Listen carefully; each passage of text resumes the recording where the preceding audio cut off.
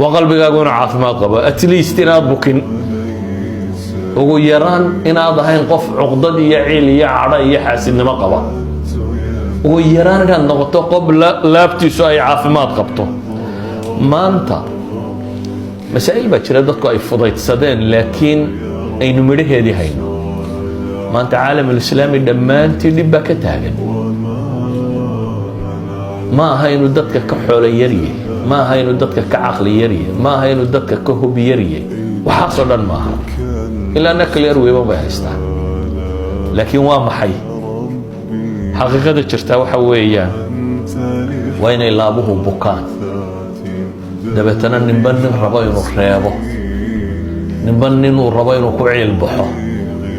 midba miduu bagaleeyay jabkiisa mujtamac noocaasina afraad ahaanna ma guulaysto midhmidhu ma guulaysto koox kooxna uma guulaysto dowlad ahaanna uma guulaysto